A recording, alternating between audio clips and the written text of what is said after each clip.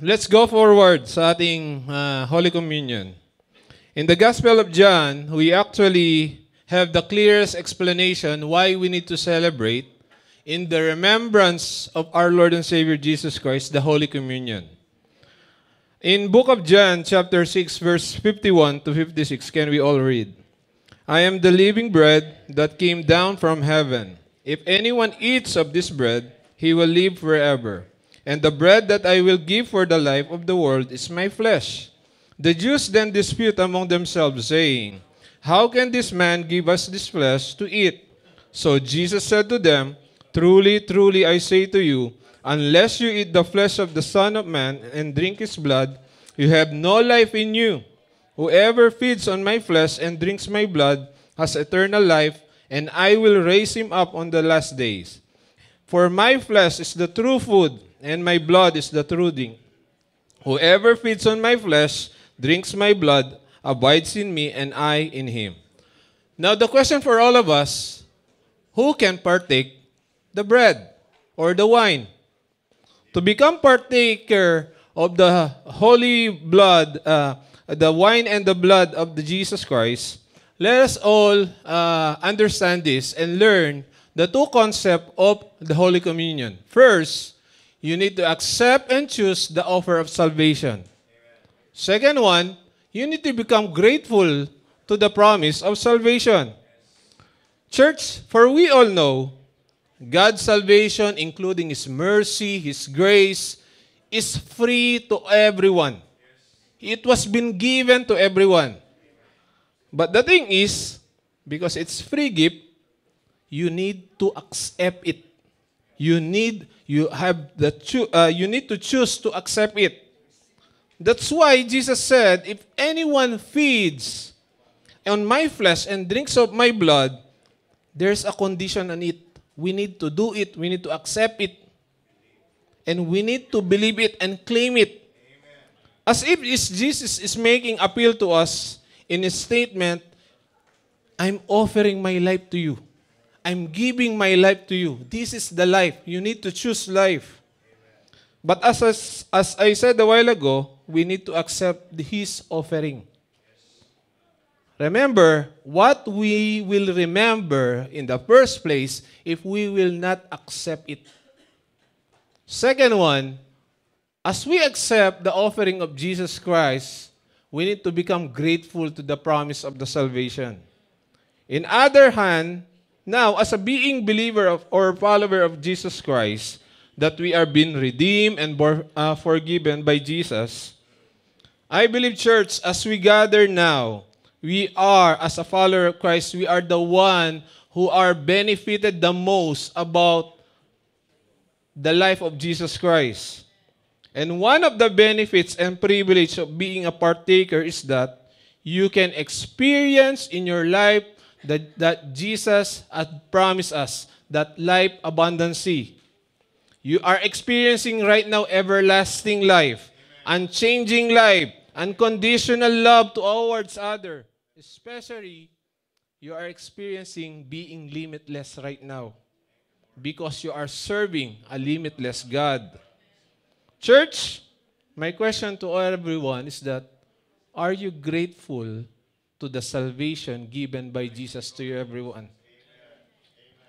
Mga kapatid, Jesus is reminding everyone, let's don't forget that we need to have this posture in our hearts. Whatever God promised us through this Holy Communion, we need to receive it, we need to claim it, especially we need to practice it to our daily living. Now, Jesus is reminding everyone, it is our disposal to experience this wonderful benefit of Holy Communion. If God promised us that we are healed, remember, church, claim that you are healed. If this Holy Communion promised us that you can heal and pray for others, do it without hesitant. Because if you are completely healed spiritually and even physically, mga kapatid, you are victorious in the name of Jesus. Church, one of the very purpose of our 10 days missionary trip we had in Qatar last week is to explain to them what is the importance and power of Holy Communion for them. Remember, church, when we see them, people see their lives as feel they are stressful, they are mistreated, they are miserable, and even they are defeated. But before we went home, mga kapatid, their testimony was changed. Now they see themselves as victorious as we are. Because they really know and understand now what is the essence of Holy Communion and why we need to do it every time. Mga kapatid, as you claim that you are healed right now, you can pray for them, for healing for them also. Church, remember this. We are doing everything in remembrance of Jesus Christ. In remembrance for what He has done on the cross for us. That's why, as a response, we need to become thankful and grateful as always. Church, can we all now stand?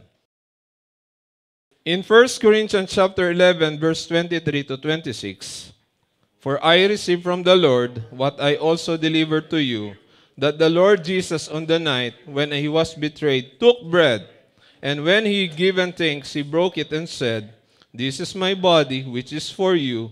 Do this in remembrance of me.'" Church, can we all cast this prayer?